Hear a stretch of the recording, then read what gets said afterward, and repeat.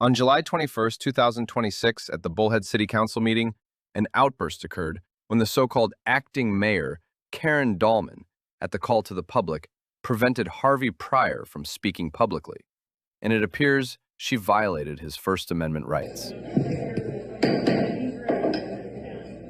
Attention.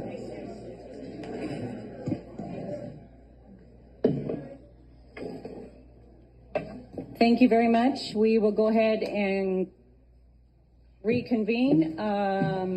We'll start with call to the public. Just a reminder, call to the public is open for citizens wishing to address the council on issues within the jurisdiction of the city, but not listed on tonight's agenda. Please state your name clearly for the meeting record. Harvey Pryor was not allowed to speak at the meeting. This caused the public outrage, and some spoke out in protest. We are closing call to the public. It's been 30 minutes. My apologies.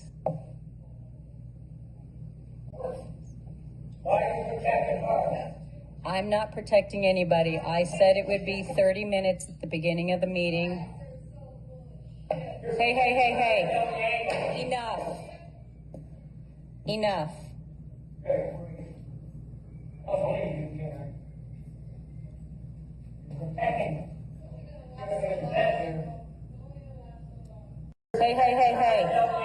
Enough. Enough. It looked like two people were escorted out by the Bullhead City Police. It appears that the mayor wanted to silence Mr. Pryor because this Karen allowed County Supervisor Rich Lettman prior to her shutting down the call to the public. It appears to be very suspicious. Think about this. A county supervisor to speak shortly before Karen placed a 30-minute time limit, and she allowed a supervisor before that time limit was reached, which prevented other registered speakers from addressing the council. Rich Lettman Mr. Lettman, I apologize. You will be our last as we've approached our 30 minutes. So Okay. you had your 3 I'll minutes. make it Go. quick. Why would Karen Dallman do this? How was the speaking order determined? Were any exceptions made to the standard time allocations at that meeting? The public would also like to know if there's a process for residents who weren't able to speak to have their comments entered into the record or addressed at a future meeting.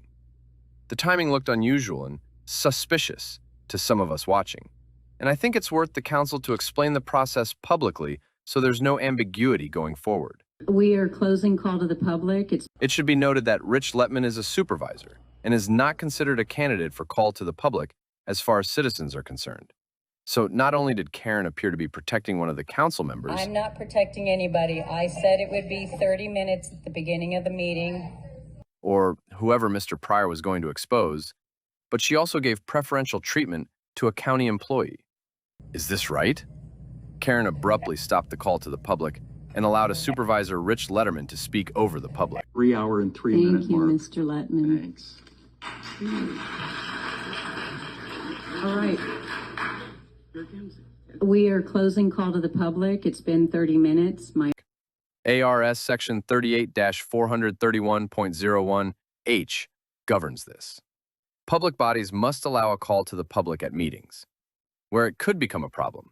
If the presiding officer cuts off a specific speaker based on viewpoint discrimination, silencing someone because of what they were about to say, while letting others speak freely on similar or more time, raises First Amendment concerns separate from the open meeting law itself. Letting a non-council member, like a county supervisor, speak for plus minutes outside the normal public comment rules effectively displaced or shortened the public's allotted time in a way that wasn't applied evenly. That unevenness is the crux of a potential problem. Complaints and enforcement run through the Arizona Attorney General's Open Meeting Law Division, is the venue for filing a complaint if you believe it was mishandled.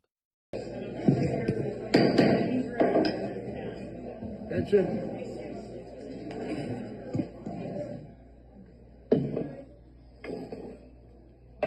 Thank you very much. We will go ahead and reconvene.